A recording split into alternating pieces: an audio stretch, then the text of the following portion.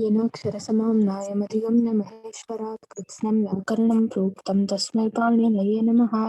वाक्यकारं वररुचिं भाष्यकारं पतञ्जलिं पाणिनिं सूत्रकारं च प्रणतोऽस्मि मुनित्रयं नमस्कृत्य तदुक्तिः परिभाव्य च वैयाकरणसिद्धान्तकौमुदीयं विरच्यते।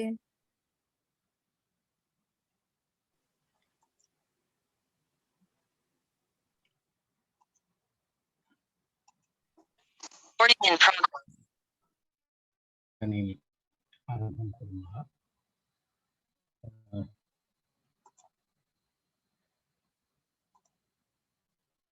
अस्माकमिदानीं विषयः अस्ति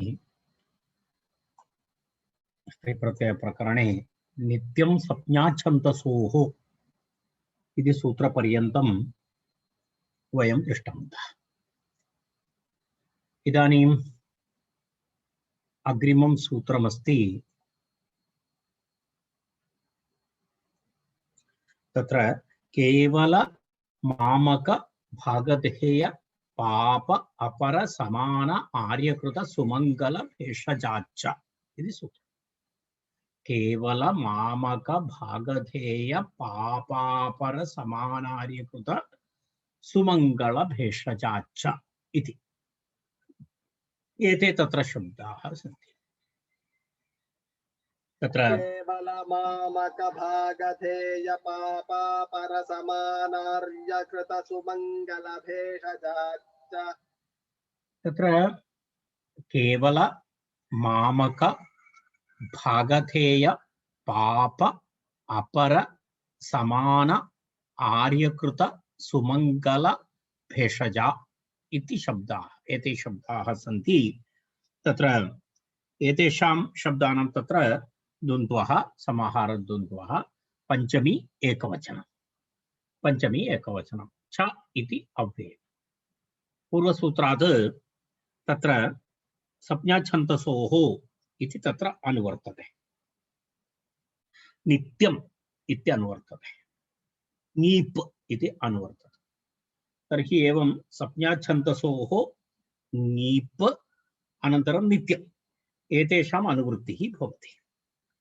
एवम् अनुवृत्तौ सति तत्र एवम् एतेभ्यः शब्देभ्यः संज्ञाच्छन्दसोः, संज्ञार्थे छन्दसि च वेदार्थे नित्यं नीप् स्यात् इति अस्ति। नित्यं नीप् स्यात् इति उक्तं। तत्र पूर्वमुक्तं नीप् स्यात् इति संज्ञाच्छन्दसोः इति अन्नन्ताद् बहुव्रीहेः इति उक्तम्। अत्र अकारान्तशब्दाः एते सर्वे अजाद्यतष्टाप् इति टाप् भवितुम् अर्हति, परन्तु तस्य अपवादरूपेण अत्र किं भवति, अत्र नीप् प्रत्ययः नित्यं भवति। के शब्दाः? केवल मामक भागधेय पाप अपर समान आर्यकृत सुमंगल भेषज एते शब्दाः। एतेभ्यः शब्देभ्यः केवलादिभ्यः प्रातिपदिकेभ्यः संज्ञायां छन्दसि विषये स्त्रियां नीप् प्रत्ययः भवति इति अस्ति। स्त्रियां नीप् प्रत्ययः भवति इति अस्ति। तत्र केवलम् एतेषां शब्दानां कुत्र तत्र संज्ञार्थे अनन्तरं कस्मिन् अर्थे? वेदे अर्थे, वेदेषु छन्दसि। अन्यथा तु टाप् एव भवति, अन्यथा तु अन्येषु अर्थेषु टाप् एव भवति। केवला इति भाषायां तु केवला इत्येव भवति, केवली इति संज्ञा भवति। अन्यथा किं भवति? तत्र केवली इति संज्ञा भवति चेत् भवति, अन्यथा छन्दसि वेदप्रयोगेषु वैदिकप्रयोगेषु तत्र एवं नीप् भवति। अन्यत्र तु यदा मामकी इति प्रयोगः अस्ति, मामकी इति प्रयोगः नाम संज्ञा अथवा वेदे, अन्यथा मामिका इति प्रयोगः भवति, टाप् भवति। मामिका इति प्रयोगः भवति, वयं जानीमः, प्रत्ययस्तत्कात् इति वयं जानीमः। तत्र एवमेवमस्ति, भागधेया इत्यपि अस्ति, भागधेयी इत्यपि अस्ति। तर्हि एवं प्रयोगः भवति, अर्थात् नित्यं संज्ञार्थे अनन्तरं छन्दसि च विषये, छन्दसि विषये स्त्रियां नीप् प्रत्ययः भवति इति सूत्रस्य अर्थः। केवलादिभ्यः प्रातिपदिकेभ्यः संज्ञायां छन्दसि विषये स्त्रियां ङीप् प्रत्ययः भवति इति सूत्रस्य अर्थः। तत्र सिद्धान्तकौम अत्रापि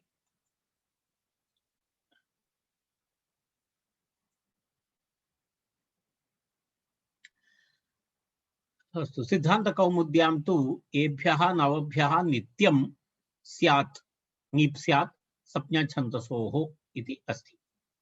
तत्र एवं तत्र सामान्यमस्ति, सूत्रार्थः दत्तः अस्ति।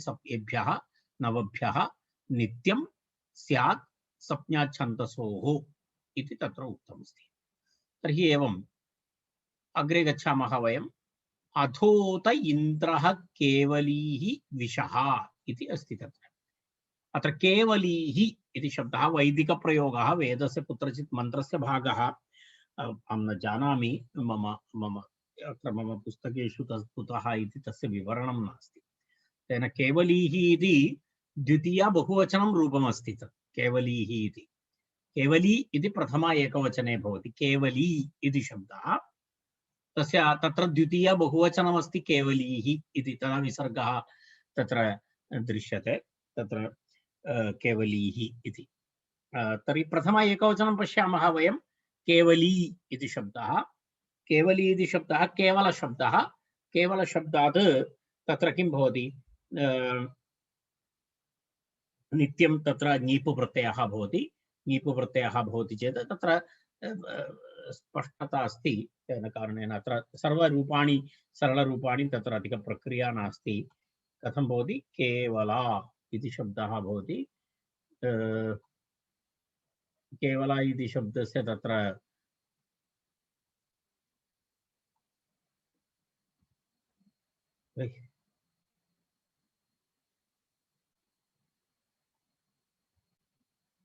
केवलशब्दः, केवलशब्दात् ङीप् ङीप् भवति चेत् ई भवति, ङीप् इति ई भवति। तत्र केवल ई यस्यति च इति अकारलोपः, केवल केवल इति भवति। तत्र यस्यति च इति अकारलोपः, यस्यति च इति अकारलोपे केवल ई इति भवति, मिलित्वा केवली इति प्रातिपदिकं। तस्मात् सुप्रत्ययः, सुप्रत्ययस्य अल्ङ्यादिलोपे तत्र प्रथमा एकवचने केवली इति भवति। केवली इति प्रथमा एकवचनं भवति। केवली शस् इति बहुवचनं भवति चेत् केवली अस् इति भवति। तत्र प्रथमयोः पूर्वसवर्णः इति पूर्वसवर्णदीर्घः भवति, केवलीस् इति भवति। तर्हि तत्र केवली सकारस्य रुत्वे विसर्गे केवलीः इति द्वितीया बहुवचनं रूपं भवति। एवं केवलीः इति। अपरस्यापि एकः मन्त्रभागः एव दत्तः अस्ति। तत्र दत्त उदाहरणाय मामकी तनु इति अस्ति।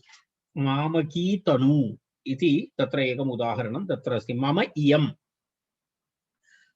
इयम् इत्यर्थे मामकशब्दः, मम इयम् इत्यर्थे तत्र किं भवति, अस्मत् शब्दात् युष्मदस्मदोरन्यतरस्याम् इति अण् प्रत्ययः। तद् वयं पठितवन्तः इति मन्ये, अहं न जानामि, अथवा तद् पठितवन्तः न, तद्धितप्रकरणे तत्र वयं दृष्टवन्तः। तदनन्तरं पुनः किमस्ति, तत्र तावक मामकौ एकवचने इति तत्र मामक इति आदेशः भवति। मूलशब्दः अस्मत् शब्दः, मूलशब्दः अस्मत् इति अस्ति।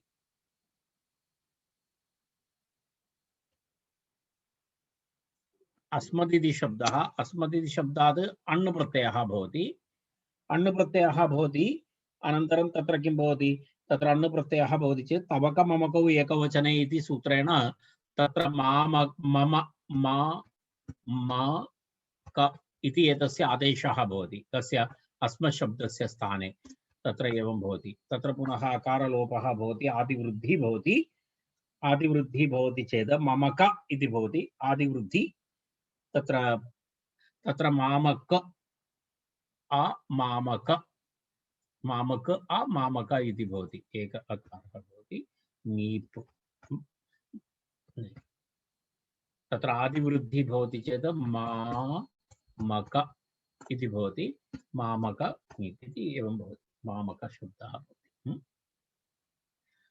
तत्र मामक तत्र एतत् सर्वम् इदानीं विवरणं न करिष्यामि। मूलशब्दः अस्माकं हस्ते अस्ति, मामक इति शब्दात् ङीपु प्रत्ययः करणीयः अनेन सूत्रेण। मामक इति शब्दः, मामकशब्दात् ङीपु प्रत्यये यस्येति च इति अकारलोपे मामकी इति भवति, मामकी इति शब्दः भवति, मामकी इति तत्र भवति।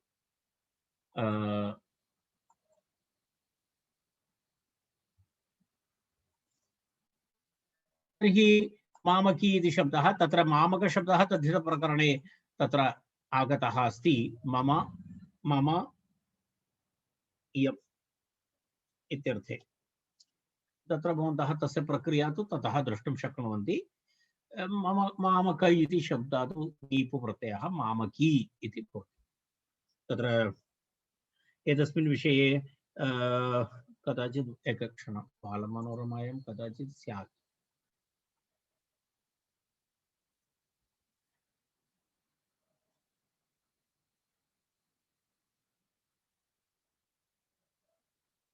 पश्यतु, अत्र अस्ति एतानि सूत्राणि भवतां बालमनोरमायाम् अस्ति। मदीयायाम् इत्यर्थः, युष्मदस्मदोः अन्यतरस्यां खञ्ञ च इत्यादि तवकममकौ एकवचने इति प्रकृतेः ममकादेशः ङीप् सुभां सुलुक् इति सप्तम्याः लुक् तत्र एवमस्ति। एतावत् अस्ति तस्य विवरणमस्ति। अयं शब्दः कथं निष्पद्यते इति। युष्मदस्मत् शब्दात् ममक इति आदेशः भवति, अण् प्रत्ययान्तः शब्दः, तर्हि मामक इति शब्दः निष्पद्यते। अग्रे गच्छामः। मामक इति शब्दः भवति, अन्ये एवमेवम् एतादृशाः मामकी तनु इति तत् स्त्रीलिङ्गं दर्शयितुं मामकी तनु इति तत्र स्त्रीलिङ्गं दर्शयितुं तत्र विशेष्यं योजितवन्तः कश्चन वेदभागः। भागधेयी इति शब्दः, भागधेयी इति शब्दः अस्ति अग्रिमः शब्दः। तत्र मित्रावरुणयोर्भागधेयी स्तः इति कश्चन प्रयोगः, वैदिकप्रयोगः। मित्रावरुणयोः भागधेयी स्थ इति अस्ति। तत्र एवमस्ति, पश्यतु, मित्रावरुणयोः भागधेयी स्त भागरूपनामभ्यो धेयः इति उणादिसूत्रमस्ति। धेयप्रत्ययः भवति, तत्र धेयप्रत्ययः भवति। भागशब्दः, भागधेयशब्दः तत्र अननि भागधेयरूपनामभ्यो इति वार्तिकमस्ति। भागरूपनामभ्यो धेयः इति तत्र तदयुक्तात् कर्मणो अण् इति सूत्रमस्ति। तदयुक्तात् कर्मणो अण्, एकक्षणम्,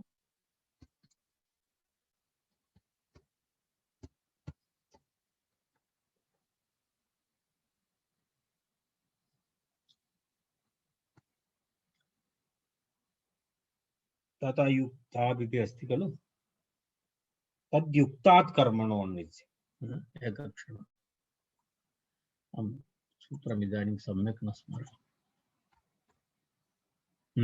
तद्युक्तात् इति अस्ति। तद्युक्तात् कर्मणो अण् इति सूत्रमस्ति। वयं दृष्टवन्तः इति मन्ये, पञ्चमाध्याये पठितवन्तः। सत्यं सत्यम्, अहं स्मरामि इदानीं। तद्युक्तात् कर्मणः अण् इति अस्ति। तत्र एषः विषयः आगतः अस्ति यदा वयं पठितवन्तः, अहं स्मरामि। तत्र इदं वार्तिकम् आगतमस्ति। तत्र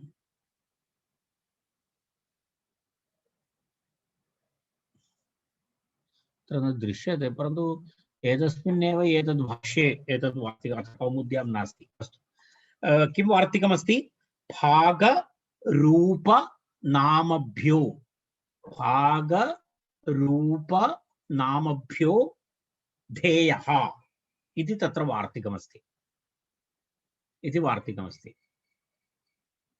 भागशब्दस्य पुल्लिङ्गत्वे क्वचित् तत्र सूत्रं न, अत्र सूत्रं दत्तमस्ति। भागरूपनामभ्यो धेयः इति वार्तिकं तत्र अस्ति इति स्वार्थिकः धेयप्रत्ययः। तर्हि भागशब्दात् धेयः इति धेय इति प्रत्ययः भवति। एवं भागधेय इति शब्दः निष्पद्यते। भागधेय शब्दस्य एवं निष्पत्तिः अस्ति। भागशब्दात् भाग इति शब्दः ततः पुनः धेय इति प्रत्ययः एवं भागधेय इति पुल्लिंग शब्दः पादार्घाभ्याञ्च इत्यत्र वर्तते। एवं वा? मम मनसि एवं स्मरणमस्ति तद्युक्ता कर्मणो अन्यत्र अस्ति। अस्तु, भागधेय इति ङीप् भवति, भागधेय ई इति भवति। भागधेय ई इति स्थिते यस्य इति च इति अकारलोपे भागधेयी इति प्रातिपदिकं भवति। तस्मात् सुप्रत्ययस्य हल्ङ्यादिलोपे तत्र भागधेयी इति शब्दः निष्पद्यते प्रथम एकवचने। अग्रिमम् एवमेव अन्ये शब्दाः द्रष्टव्याः। तत्र एवं बहु विवरणं करणीयमिति नास्ति, अन्य सर्वं समानमेव अस्ति। अग्रिमः शब्दः पापी इति अस्ति। पापी इति शब्दः तन्वः सन्तु पापीः इति वेदेषु अस्ति। तन्वः सन्तु पापीः इति पश्यतु। पापम् अस्य अस्ति इत्यर्थे पापम् अस्य मत्वर्थीयः प्रयोगः। पापम् अस्य अस्ति इत्यर्थे अर्ष तदस्ति खलु अर्षादि अच् आद्यजन्तात् अर्षादिभ्यो अच्चिति आद्यजन्तात् स्त्रीत्वे ङीप्। तर्हि पापशब्दः तत्र एवमस्ति। पाप अस्य अस्ति इति अर्ष आदिभ्यो अच् प्रत्ययान्तः शब्दः। पापवती इत्यर्थः। पापीः इत्युक्ते पापवती इत्यर्थः। पापी इति पापी इति शब्दः। पापी इति शब्दात् तत्र मूलशब्दः पापः। पापशब्दात् ङीप्। तर्हि पापवान् पापवती इत्यर्थे पापी। मूलशब्दः मूलप्रातिपदिकं पाप ङीप्। तर्हि पापी इति भवति। यस्य सुप्रत्ययः एवं भवति। अग्रिमः शब्दः अस्ति अपर इति शब्दः। तत्र अपर इति शब्दः कुत्र प्रयुक्तः? वेदानाम् उदाहरणं संज्ञा तु अस्ति एव। वेदानाम् उदाहरणानि तत्र ददाति मनोरमायाम्। उत वा परिभ्यो मखवा विजिज्ञे इति तत्र अस्ति। उत वा परिभ्यो मखवा विजिज्ञे इति अपरी इति तत्र वापरी इति अस्ति। अपरी वा अपरी इति वापरी इति मूलतः एक एव शब्दः। वा अपरी इति एकशब्दः एषः। उत वापरीभ्यः इति अस्ति। इत्युक्ते वा अपरीभ्यः इति तत्र अपरशब्दात् तत्र किं भवति? ङीप्। तर्हि अपरी इति तद् दर्शनीयं नास्ति इदानीम्। अपरा प्लस् ङीप् नकारपकारयोः लोपे अपरा ई अपरी। अग्रिमः शब्दः अस्ति। तत्र किमस्ति? समानी। समानी समानीव आकूतिः इति मन्त्रभागः। समानीव आकूतिः। तत्र समानशब्दः समान प्लस ई समानी इति तत्र यस्यति च इति अकारलोपः। यथा पूर्वं प्रक्रियाः यथा पूर्वं भवन्तः कुर्वन्तु। समानी। आर्यकृति इति शब्दः अस्ति। आर्यकृति तद् वस्तुतः कुतः इति न जानाति। पाणिनिना प्रयुक्तः शब्दः, परन्तु तत् कुत्र अस्ति वेदे इति न जानाति। आर्यकृति इति क्वचित् वेदे अन्वेषणीयम्। एवं सुमङ्गलीति तत्र आर्यकृत इति शब्दः। आर्यकृत शब्दात् किं भवति ङीप्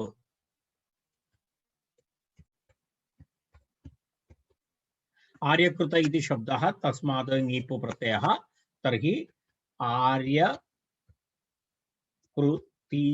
इति प्रातिपदिकं भवति तस्मात् सुप्रत्ययः राइट एवं प्रयोगः तदनन्तरं शब्दः कः अस्ति अस्तु आर्यकृति इति शब्दः भवति सुमङ्गलीरियं वधूः इत्यत्र चन्द्रसमणि मत्वर्थे ई प्रत्ययः सुमङ्गली इति शब्दः अस्ति सुमङ्गली वधूः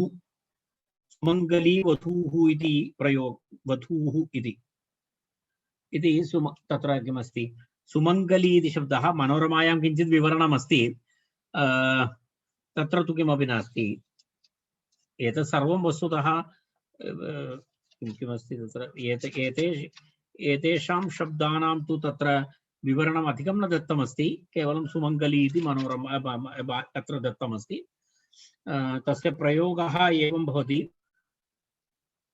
सुमङ्गलशब्दः तस्मात् ङीप् प्रत्ययः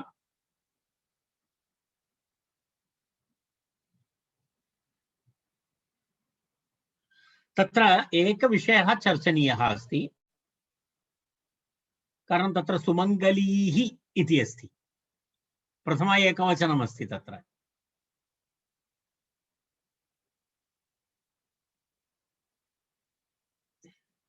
सुमङ्गलशब्दः सुमङ्गलीः इयं वधूः इति एकं प्रयोगः अस्ति तत्र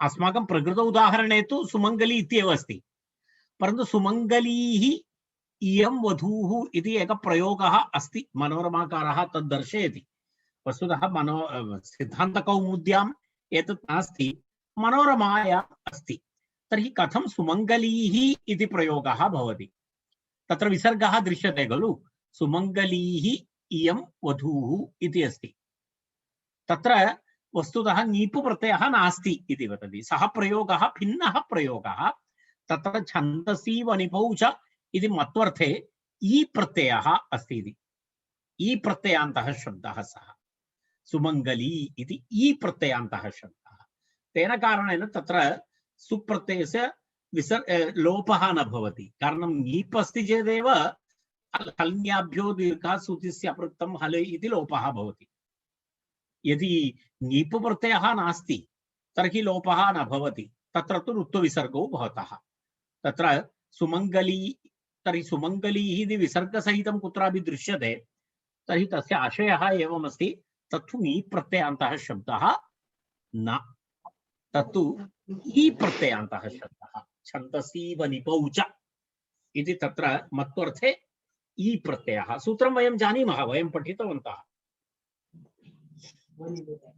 पुनः अग्रिमम् उदाहरणं किमस्ति सुमङ्गली अभवत् अन्तिमं तत्र अस्ति भेषजी इति अस्ति भेषजी इति प्रयोगः भेषज इति औषधं तत्र भेषज शब्दः अव्युत्पन्न प्रातिपदिकमस्ति भेषजः शब्दः इति उणादि अस्ति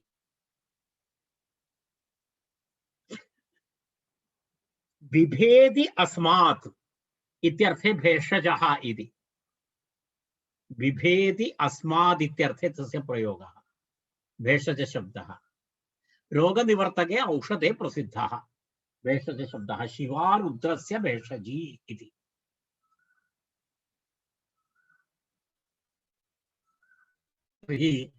अयं अस्य शब्दस्य निष्पत्तिः एवमस्ति बिभेदि अस्मात् इत्यर्थे भियः शुग ह्रस्वश्च इति उणादि भियः शुग ह्रस्वः च इति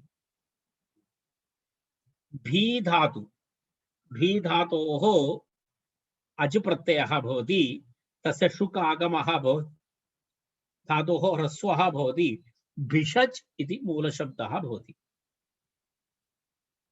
भिषज् इति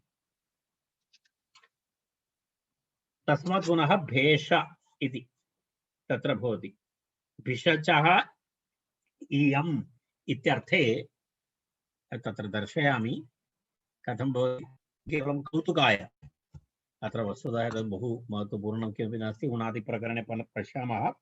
तत्र पश्यतु, भी धातु तस्मात्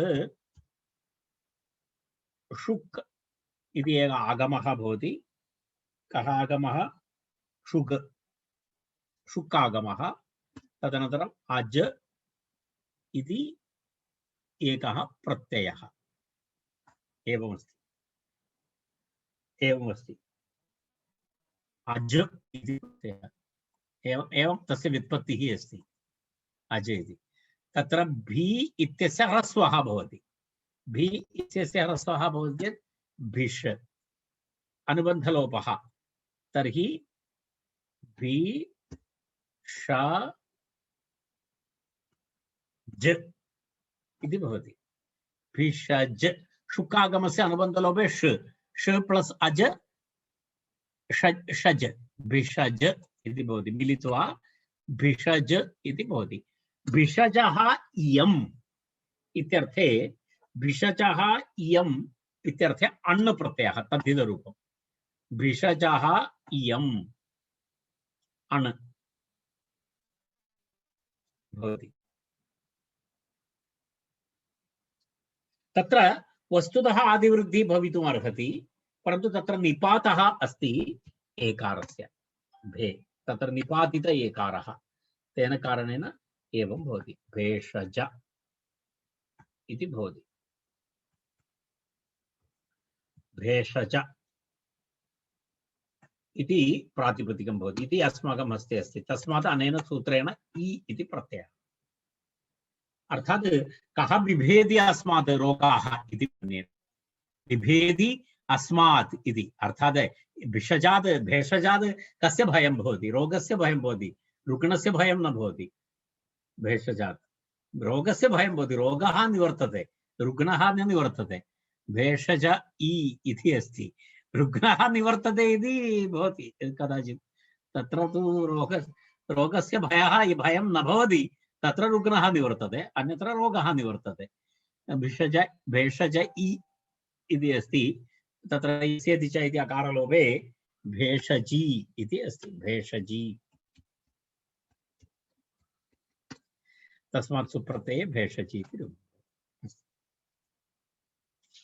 तत्र लघु अन्यत्र केवला इत्यादि इति उक्तम्। अन्यत्र केवला इत्यादि, अन्यत्र केवला इत्यादि इत्युक्ते तत्र किमस्ति? अन्यत्र केवला इत्यादि इत्युक्ते तस्य आशयः एतत् भिन्न, अर्थात् संज्ञा भिन्ने, संज्ञा छन्दसि च इति उक्तं खलु। तद् विहाय अन्यत्र, संज्ञार्थं विहाय, छन्दोविषयं विहाय अन्यत्र टाबन्तरूपाणि भवन्ति, केवला इत्यादि रूपाणि भवन्ति। तत्र मामकग्रहणं नियमार्थम् इति अस्ति। मामकशब्दात् किमर्थं तत् नियमः कथं क्रियते इत्युक्ते सिद्धे सति आरम्भः नियमः। तत्र किमस्ति? मामकशब्दः अण्णन्तशब्दः, मामकशब्दस्य अण् प्रत्ययान्तः शब्दः। अण् प्रत्ययान्तः शब्दः भवति चेत् तत्र केन सूत्रेण? इट्ठाणञ् इति सूत्रेणैव तत्र ङीपु प्रत्ययः भवितुम् अर्हति। सत्यं खलु? अण्णन्तत्वादेव सिद्धेः, अण्णन्तत्वादेव सिद्धेः इति अस्ति। अण्णन्तत्वादेव सिद्धेः इत्युक्ते मामकशब्दः अण्णन्तः, तत्र किं भवति? इट्ठाणञ् इति सूत्रेणैव तस्य प्राप्तिः भवति।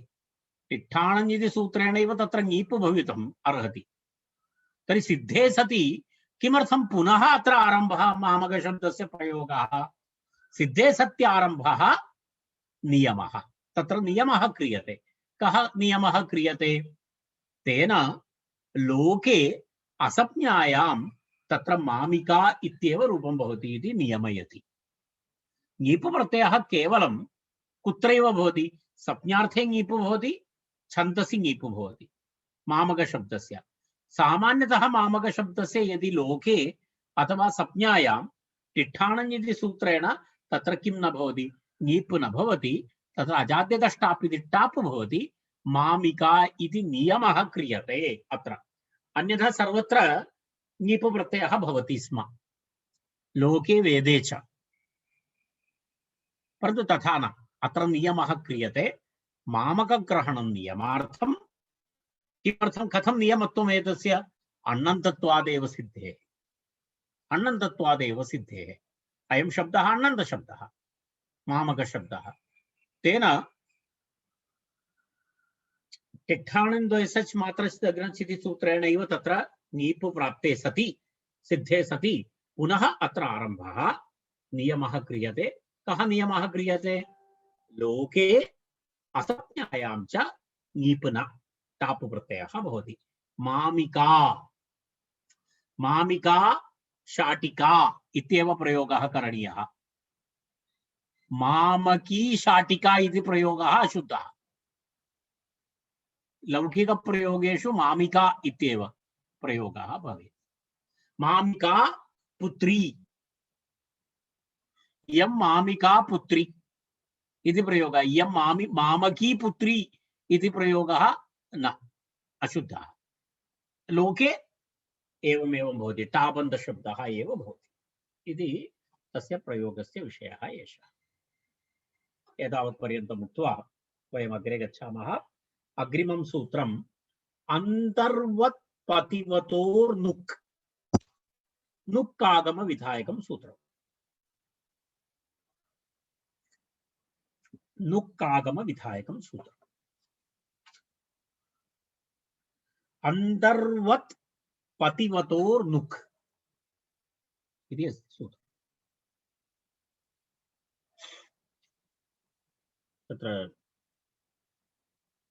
अन्तर्वत् पतिवतोर्नुक् इति तत्र अन्तर्वत् पतिवतोः इति अन्तर्वत् पतिवत् इति शब्दद्वयं द्वन्द्वसमासः षष्ठी द्विवचनं नुक् इति प्रथमा एकवचनं नुक् इति आगमः अनुपसर्जनात् इति अनुवर्तते तत्र अन्तर्वत् तथा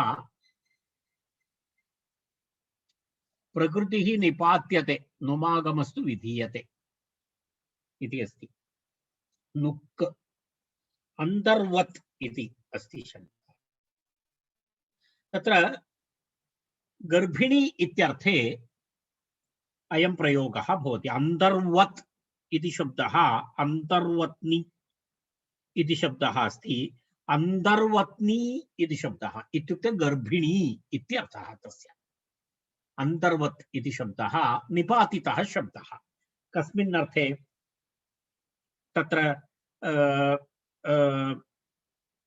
किम् अस्ति तस्य तत्र अन्तः अस्ति अस्यां गर्भ इति तत्र विग्रहवाक्यं तत्र किञ्चित् विवरणमस्ति अस्मिन् विषये तत्र एवमस्ति गर्भिण्यां जीवद्भर्तृकायां तत्र शब्दद्वयोः विवरणं ददाति अन्तर्वत्नी इत्युक्ते गर्भिणी इत्यर्थः पतिवत्नी इत्युक्ते यदा जीवद्भर्तृकायां पतिवत्नी इति प्रयोगः यस्याः पतिः जीवति सति तस्याः विशेषणमस्ति किं पतिवत्नी इति प्रयोगः पत्नी इति प्रयोगः तु अस्ति एव पतिवत्नी अपि पत्नी इत्यर्थे परन्तु पत्नी इत्यत्र पतिवत्नी इत्यत्र भेदः यदा एकः मृतः अस्ति तस्य पत्नी अस्ति चेदपि पत्नी इति प्रयोगः भवति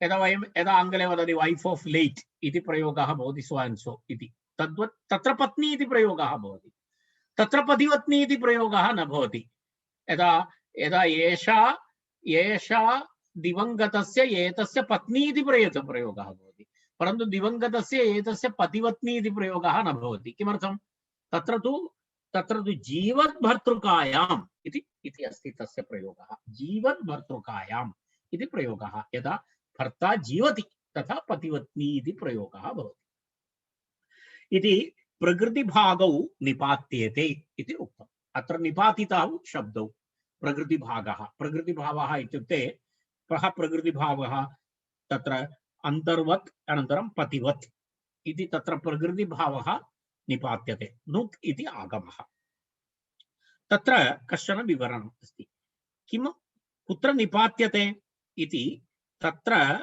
कुत्र निपात्यते अर्थात् निपात्यते इत्यतः तयोर्मध्ये अन्तः अस्ति अस्यां गर्भ इति विग्रहे अन्तःशब्दस्य अधिकरणशक्तिप्रधानतया तत्र यदा किं भवति अस्ति समानाधिकरण्याभावात् अप्राप्तो मधुप् निपात्यते। तत्र वस्तुतः अन्तर्वत् इति शब्दः, अन्तर्वत् इति मधुप् प्रत्ययः, परन्तु अन्तःशब्दात् मधुप् प्रत्ययः भवितुं नार्हति। अन्तःशब्दात् मधुप् प्रत्ययः न भवति। किमर्थं? मधुप् प्रत्ययस्य कृते तदस्ति अस्मिन् इति मधुप् अस्ति, तत्र समानाधिकरणत्वम् आवश्यकम्। अन्तः इति समानाधिकरणं नास्ति, गर्भः इति तत्र समानाधिकरणम् अस्ति। सत्यं खलु? तद् अन्तः अस्ति अथवा अन्तः अस्ति अस्यां गर्भः, तत्र समानाधिकरणत्वं तत्र कस्य अस्ति? अस्ति इति क्रियापदस्य केन सह समानाधिकरणत्वम् अस्ति? गर्भः इति प्रथमा समानाधिकरणं, गर्भः अस्ति इति अस्ति। अन्तः इति तस्य शक्तिः, शब्दशक्तिः कुत्र अस्ति? अधिकरणार्थे अस्ति, शक्तिः अधिकरणे अस्ति। तदेव उक्तं तत्र अन्तःशब्दस्य अधिकरणशक्तिप्रभावत्वात् प्रधानतया अन्तः इति तत्र आधारः अस्ति खलु। गर्भः कुत्र अस्ति? अन्तः अस्ति। तर्हि अन्तः इति अधिकरणम्, अन्तः इति अधिकरणं भवति। तर्हि तत्र अधिकरणशक्तिप्रधानतया अस्ति समानाधिकरण्य अभावात् अस्ति इति क्रियापदेन सह अन्तः इति शब्दस्य समानाधिकरणत्वं नास्ति इति कारणेन तत्र किं भवति? अप्राप्तः मधुप्, अप्राप्तः मधुप् निपात्यते इति अस्ति। पश्यतु, तत्र अन्तः अस्ति अस्यां गर्भ इति विग्रहे अन्तःशब्दस्य अधिकरणशक्तिप्रधानतया अस्ति समानाधिकरण्य अभावात् अप्राप्तः मधुप् निपात्यते। अत्र मधुप् निपात्यते। तर्हि अन्तः अनन्तरं तस्मात् मधुप् इति प्रत्ययः अत्र निपात्यते। अन्तः इति तत्र मधुप् निपात्यते। तत्र मकारस्य वत्वं भवति। मकारस्य वत्वं भवति चेत् मादुपधायाश्च मतोर्वः इति सूत्रं वयं जानीमः। मत्वर्थीय प्रकरणं पश्यन्तु। मत्वर्थीय प्रकरणे वयं पठितवन्तः।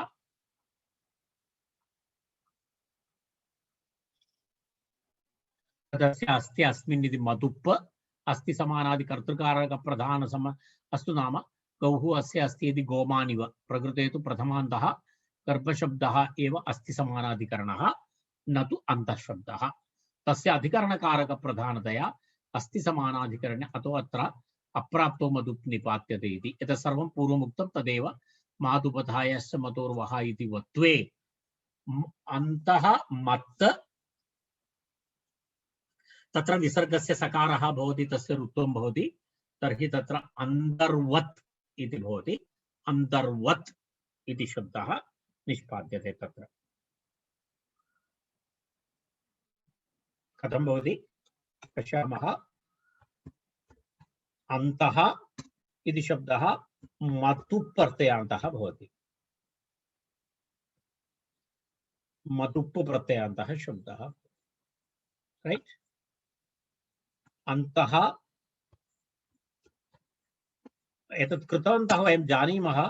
अन्तः एवम् अवशिष्यते मत्। तर्हि मत् इत्यस्य मकारस्य स्थाने किं भवति? मादुपधायाश्च मतोर्वः इति सूत्रेण तत्र किं भवति? वकारादेशः भवति। तर्हि वत् इति भवति। सकारस्य पुनः विसर्गस्य सकारः, सकारस्य ऋत्वं, तर्हि अन्तर्वत् इति भवति। अन्तर्वत् इति भवति।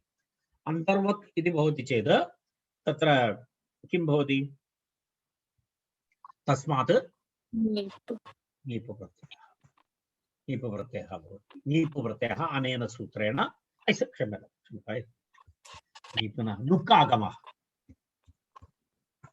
अरे अस्मिन् नुक्कागम विधायकं सूत्रमस्ति खलु नुक्कागम विधायकं सूत्रमस्ति खलु अन्तर्वत् पतिवतोर्नुक् इति नुक्कागमः अन्तर्वत् पतिवतोर्नुक् इति नुक्कागमः भवति तत्र नुक्कागमे सति तत्र किं भवति मतुप् तदनन्तरम् अन्तर्वत् इति भवति तर्हि नुक्कागमः भवति चेत् किं न इति भवति न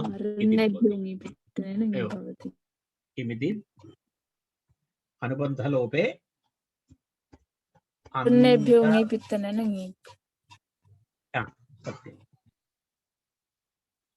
नीप् प्रत्ययः ऋन्नेभ्यो नीप् कारण तत्र नकारान्तः भवति इदानीं तत् करणीयमस्मि अस्माभिः नकारान्तः करणीयः एवं भवति अन्तर्वत् इति प्रातिपदिकं भवति एवं प्रातिपदिकं भवति एतेन प्रातिपदिकेन पुनः वयं जानीमः नकारान्तत्वम् अस्ति खलु अत्र नकारान्तत्वम् अस्ति इति कृत्वा तत्र किं भवति केन सूत्रेण तत्र एतद् भवति उभयत्रापि तत्र किं भवति ऋन्नेभ्यो नीप् इति सूत्रेण नीप् प्रत्ययः ऋन्नेभ्यो नीप् ऋकारान्त नकारान्तेभ्यः तद्वयं जानीमः ऋन्नेभ्यो नीप् इति नीप् प्रत्ययः तर्हि अन्तर् वा एवं भवति अन्तर्वत्नी इति प्रयोगः भवति इति प्रातिपदिकं तस्मात् सुप्रत्ययस्य लोपे अन्तर्वत्नी इति प्रथमा एकवचनम् अन्तर्वत्नी इति शब्दः अन्तर्वत्नी इत्युक्ते अर्थः गर्भिणी इत्यर्थः एवमेव पतिः अस्ति अस्याः इति विग्रहवाक्यं पतिः अस्ति अस्याः इत्यर्थे पति शब्दात् मतुप् प्रत्ययः पति इति शब्दः पतिः अस्ति अस्याः इत्यर्थे मतुप् प्रत्ययः एवमेव अत्रापि पति वकारादेशः वत् इति भवति नुक्कागमः पति वत् नुक् नुक्कागमः तर्हि किं किं भवति पति वति इति भवति पतिवती न इति भवति क्षम्यतां पतिवती इकारः नास्ति सत्यं पतिवत् एवं भवति पतिवत्न इति भवति प्रातिपदिकं पतिवत्न इति नुक् इत्यस्य अनुबन्धलोपः उकार ककारयोः उक् इत्यंशस्य लोपः भवति तर्हि पतिवत्न इति भवति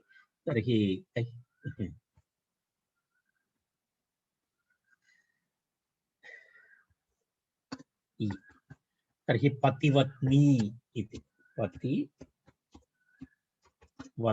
इति भवति सुप्रत्ययस्य लोपे पतिवत्नी इति प्रयोगः भवति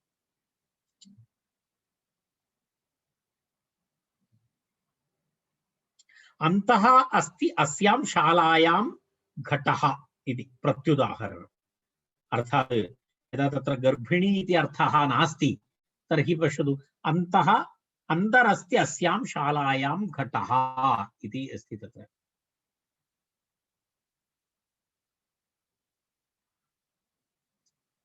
प्रत्युदाहरणं तु तत्र तु एवं नास्ति प्रयोगः एव नास्ति तत्र अन्तर्वत्नी शाला इति प्रयोगः न भवति तत्र केवलम् एवमेव भवति अन्तः अस्ति अस्यां शालायां घटः तर्हि एवं निपातनं न भवति तत्र निपातनं न भवति अन्तर्वत्नी इति प्रयोगः न भवति एवमेव पश्यतु यदा एवम् अपरत्रापि एवमेव अस्ति यदा पृथिवी पतिमती पृथ्वी इति प्रयोगः अस्ति पतिः अस्ति अस्याः पृथिव्याः इत्यर्थे राजा अस्ति इत्यर्थः पतिः इति भूपतिः इत्यर्थः पृथिवीपतिः तर्हि पतिमती पृथ्वी इति प्रयोगः भवति। पतिमत् इति शब्दः भवति, तत्र नुक आगमः न भवति इत्यर्थः। तर्हि अन्तर्वत् पतिवतोर्नुक् इति प्रयोगः भवति इति एतावत् उदाहरणम्। इदानीम् अग्रिमं सूत्रं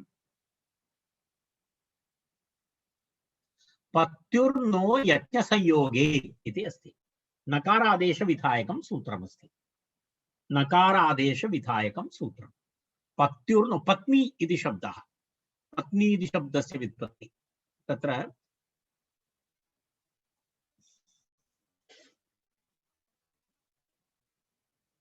पत्युर्नो यज्ञसंयोगे इति सूत्रं। पत्युः इति षष्ठी एकवचनं, यज्ञसंयोगे इति यज्ञसंयोगः अस्ति इति अस्य शब्दस्य व्युत्पत्तेः कारणं यज्ञसंयोगः। पतिशब्दस्य नकारादेशः भवति, तत्र कुत्र पत्युः नः यज्ञसंयोगे इति अस्ति। पतिशब्दस्य नकारादेशः स्त्रियां विधीयते। नीप प्रत्ययस्तु नकारान्तत्वादेव सिद्धः यज्ञसंयोगः, यज्ञसंयोगे अर्थे। यज्ञेन संयोगः इति यज्ञसंयोगः। अर्थात् पति यज्ञं करोति तर्हि पत्न्याः अपि तत्र योगः, सहयोगः भवति। यज्ञे दम्पती भवति तर्हि यज्ञसंयोगः भवति। तत्साधनत्वात् अथवा फलबहिर्गृहीतृत्वात् इति। पति यज्ञं करोति चेत् तस्य फलं कस्य प्राप्नोति? पत्न्यै अपि प्राप्नोति। तर्हि फलगृहीतत्वात् यजमानस्य पत्नी इति प्रयोगः। तत्र एतेन कारणेन यज्ञेन संयोगः अस्ति इति अर्थे पत्नी इति शब्दः प्रयुज्यते। पत्नी इति एकैकस्य भिन्न भिन्न, यदा पत्नी इत्यर्थे सहधर्मिणी इति प्रयोगः अस्ति, दाराः इति प्रयोगः अस्ति, कलत्रम् इति प्रयोगः अस्ति, भिन्न भिन्न प्रयोगाः भवन्ति। तर्हि एकैकशब्दस्यापि एकैकस्मिन् अर्थे तत्र निष्पत्तिः अस्ति। तत्र पत्नी इति शब्दस्य निष्पत्तिः यज्ञसंयोगः इत्यर्थे भवति। यज्ञेन संयोगः अस्ति तस्यै इति कृत्वा यज्ञसंयोगार्थः यत्र भवति तत्र पतिशब्दात् नकारादेशः भवति। पतिशब्दस्य नकारादेशः भवति। नकारादेशः भवति चेत् तत्र यज्ञसंयोगे पत्युः नः स्यात् इति अस्ति। अलोन्त्यस्य इति परिभाषाम् आश्रित्य, अलोन्त्यस्य इति परिभाषा आधारेण तत्र पतिशब्दस्य अन्तिम इकारस्य स्थाने अयं नकारादेशः भवति। पतिशब्दस्य नकारादेशः स्यात् यज्ञेन सम्बन्धे इति तत्र यज्ञसम्बन्धः। यज्ञेन सह स्वामितया सम्बन्धः यज्ञफलभोक्तृत्वम् इति यावत् इति मनोरमा। मनोरमायाम् एतस्य विवरणम् एवं दत्तमस्ति। यज्ञसम्बन्धः, यज्ञेन सह स्वामितया सम्बन्धः। यज्ञस्य स्वामिनी, स्वामी अस्ति पति, सा एषा स्वामिनी भवति। अथवा यज्ञफलभोक्तृत्वम् इति यावत्।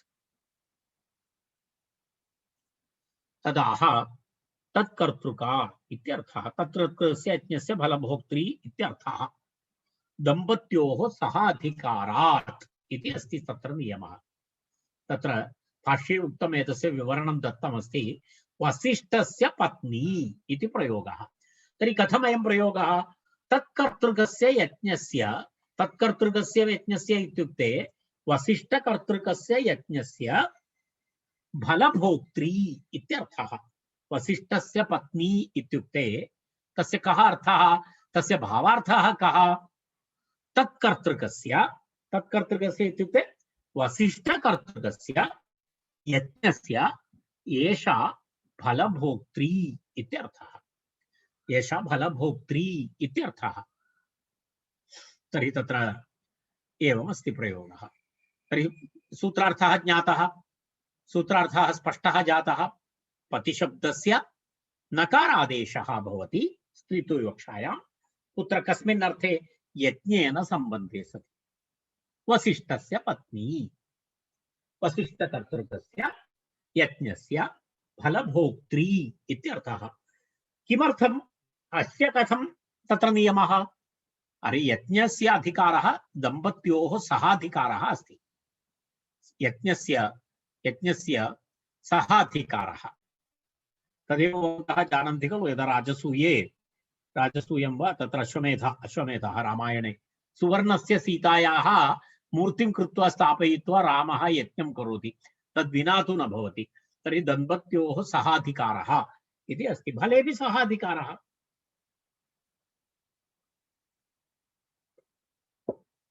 फलेपि सहाधिकारः भवति। तत्र एवं तत्र नियमः। पति इति शब्दः, पतिशब्दात् तत्र किं भवति? पति इति शब्दात् नकारादेशः अनेन सूत्रेण नकारादेशः भवति चेत् पति इति शब्दस्य, पति इति मूलशब्दः प त न इति भवति। पत्न इति भवति नकारादेशः। इकारस्य स्थाने नकारादेशः पत्न इति भवति।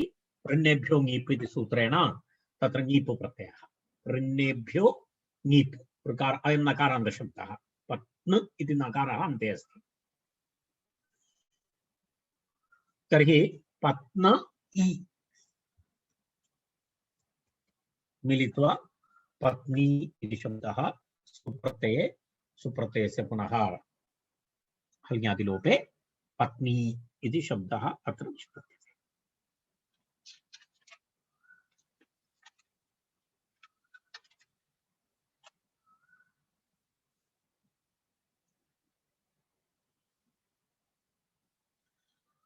अग्रिमं सूत्रं विभाषा सपूर्वस्य इति अस्ति। विभाषा सपूर्वस्य, यदि पत्नी इति शब्दः भवति तस्य पूर्वम् एक पूर्वपदमपि अस्ति इति। पति इति शब्दस्य सपूर्वस्य पतिशब्दस्य इत्यर्थः। सपूर्वस्य पत्युः इति अर्थः। सपूर्वस्य इत्यस्य सपूर्वस्य पत्युः, पत्युः इति अनुवर्तते। पत्युः इति अनुवर्तते अत्र।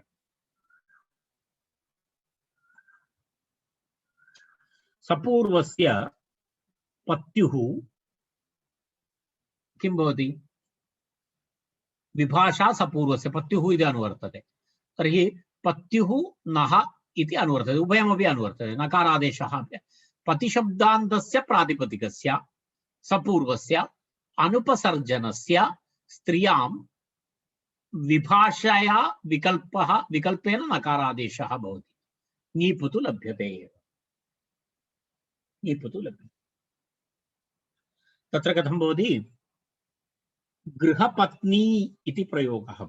गृहस्य पतिः गृहपतिः, तस्मात् विकल्पेन नकारादेशः भवति चेत् गृहपत्नी इति प्रयोगः। यदि नकारादेशः नास्ति तर्हि गृहपतिः इत्येव प्रयोगः। एवं तदेव वयं पृच्छामः, राष्ट्रपतिः इति प्रयोगः अस्ति। तर्हि राष्ट्रस्य पत्नी राष्ट्रपत्नी इति प्रयोगः अस्ति वा इति यदा कदाचित् एकवारं सा महिला राष्ट्रपतिः अभवत्, तर्हि इदानीं राष्ट्रपतिः इति प्रयोगः शुद्धः वा, राष्ट्रपत्नी इति वक्तव्यं खलु इति प्रश्नः आगतः अस्ति। किम् अत्र किं एका पाटील् इति वा किमपि अस्ति खलु तस्याः नाम। तर्हि राष्ट्रपत्नी इति प्रयोगः शुद्धः अस्ति, परन्तु वैकल्पिकं रूपं। तर्हि राष्ट्रपतिः इति प्रयोगः अपि स्त्रीलिङ्गे अस्ति, शुद्धः प्रयोगः। यदा गृहपतिः इव राष्ट्रस्य पतिः राष्ट्रपतिः।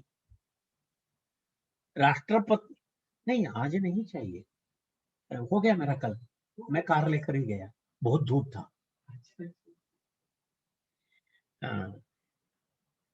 तो तत्र एवमस्ति, राष्ट्रपतिः इति प्रयोगः अपि स्त्रीलिङ्गे भवति। तत्र वैकल्पिकं रूपं गृहपतिः गृहपत्नी इव। तर्हि पतिशब्दान्तस्य प्रातिपदिकस्य सपूर्वस्य अनुपसर्जनस्य इति बहुव्रीहि समासे न भवति। बहुव्रीहिसमासे न भवति। यदा पतिः इति गौणार्थः भवति चेत् न भवति।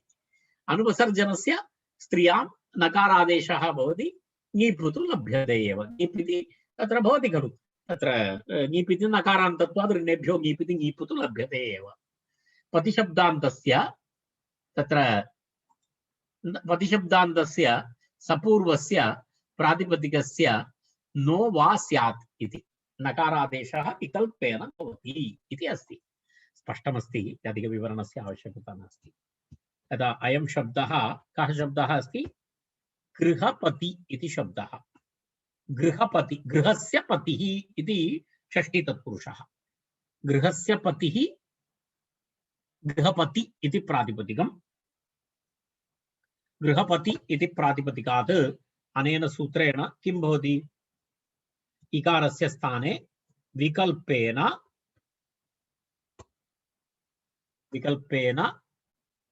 नकारादेशः भवति। नकारादेशः भवति चेत् गृहपत्न इति भवति। ऋण्येभ्यो ङीप् इति सूत्रेण ङीप् प्रत्ययः। तर्हि गृहपत्नी इति प्रयोगः भवति। गृहपत्नी इति प्रयोगः भवति। अनुपसर्जनस्य इति इह उत्तरार्थम् अनुवृत्तमपि न पत्युः विशेषणं किन्तु तदन्तस्य तेन बहुव्रीहावपि अरे बहुव्रीहमपि भवति एतत्। किमर्थम् इत्युक्ते अनुपसर्जनात् इति अत्र अनुवृत्तिः अस्ति, तस्य अत्र प्रयोगः नास्ति। तद् उत्तरार्थम् अनुवृत्तमस्ति। अग्रिमसूत्रे अनुपसर्जनम् इति आवश्यकमस्ति। तेन कारणेन तदस्ति इति उच्यते। मम क्षम्यतां, मम आरम्भे अनुपसर्जनस्य इति दृष्ट्वा अहम् अनन्तरं न दृष्टवान्। अनन्तरम् इदानीं तावत् स्मरणमपि नास्ति। किञ्चित् अहमपि एवं पुरतः स्थापयित्वा वदन्नस्मि। तर्हि मम मम मम कल्पना नासीत्। तर्हि अनुपसर्जनस्य इत्यस्य अत्र इति इह अस्मिन् सूत्रे अनुपसर्जनस्य इति अधिकारः अनुवृत्ति तद् उत्तरार्थम् अनुवृत्तमस्ति। कारणं तत् सर्वत्र भवति।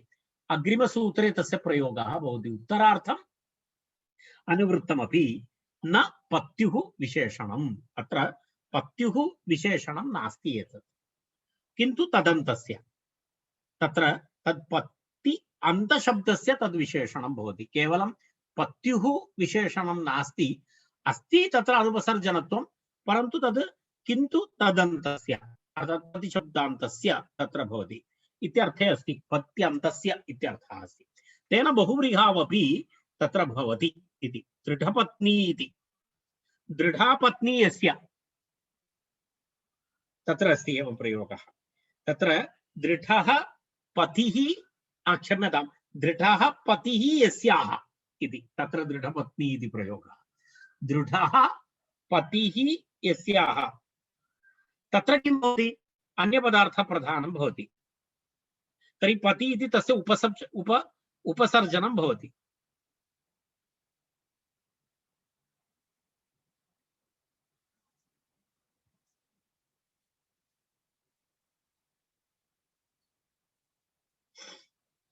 तत्र एकक्षणम्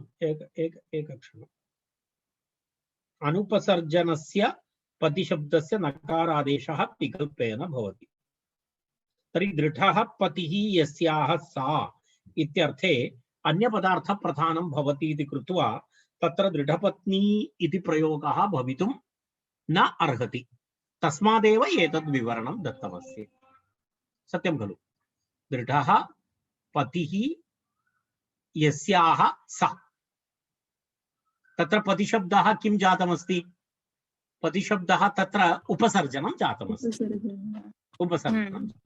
तर्हि अनुपसर्जनादिति तत्र बाधा भवति। अनुपसर्जनादिति तत्र पतिशब्दस्य उपसर्जनत्वम् आगतम्। उपसर्जनत्वं यदि भवति तर्हि पत्युः यदि उपसर्जनत्वं भवति, अर्थात् अनुपसर्जन इति शब्दः तस्य पत्युः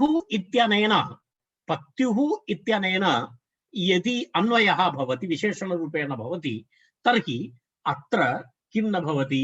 अत्र नकारादेशः न भवति। दृढपत्नी इति प्रयोगः न भवति। तस्मात् तस्य विवरणं दत्तं। तस्य तत्र किमस्ति? तत्र विवरणम् एवमस्ति, पत्युः विशेषणं नास्ति, दृढ तदन्तस्य अस्ति। अनुपसर्जनम् इति दृढपति इति शब्दः कुत्रचित् किं भवति, उपसर्जनं भवति चेत् तत्र न भवति, बहुव्रीहिसमासे तु भवति। किमर्थं? तत्र उपसर्जनत्वं कस्य न भवेत्, तद् अन्तस्य न भवेत्। पतिशब्दः यस्य अन्ते भवति तादृशस्य पदस्य किं न भवितव्यम्, उपसर्जनत्वं न भवितव्यम्। अर्थात् अनुपसर्जनात् पतिशब्दान्तशब्दात् इति अर्थः। तदन्त इति तत्र करणीयम्। तर्हि बहुव्रीहिसमासस्यापि भवति। पश्यतु, पति इति शब्दः, पति इति अन्तशब्दः इति द्वयमस्ति। गृहस्य पतिः इत्यत्र अनुपसर्जना, तत्र किं भवति, गृहस्य पतिः इत्यत्र गृहपति इति अस्ति। दृढापतिः, दृढः पतिः यस्याः सा इत्यत्र पतिशब्दः गौणः जातः, उपसर्जनं जातम्। पतिशब्दस्य यदि अनुपसर्जनम् इति विशेषणं भवति चेत् बहुव्रीहिसमासौ नकारादेशः न भवति, एतावत् स्पष्टम्। तर्हि तस्य विवरणे किम् उक्तम्, न तु पतिशब्दस्य अनुपसर्जनादिति विशेषणं, किन्तु तदन्तस्य।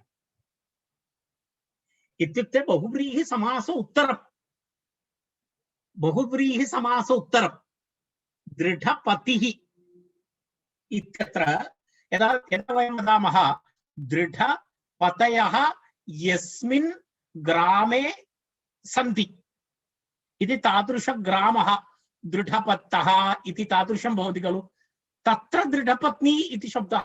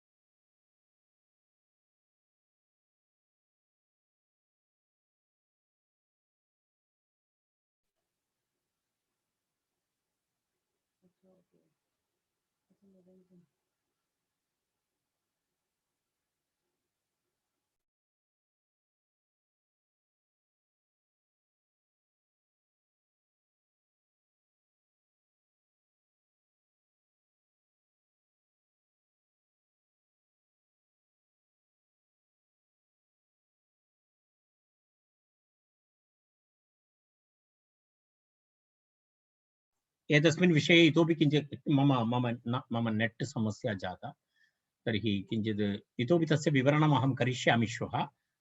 समयः अपि अग्रे गतः, मम ध्यानं नासीत्, यदा विवरणकारणेन मम ध्यानं नासीत्। तर्हि अग्रिमे वर्गे एतस्य इतोपि किञ्चित् विवरणं करिष्यामि। श्वः एतस्य विवरणेन सह वयम् आरम्भं कुर्मः। इदानीं वयम् अत्र तिष्ठामः।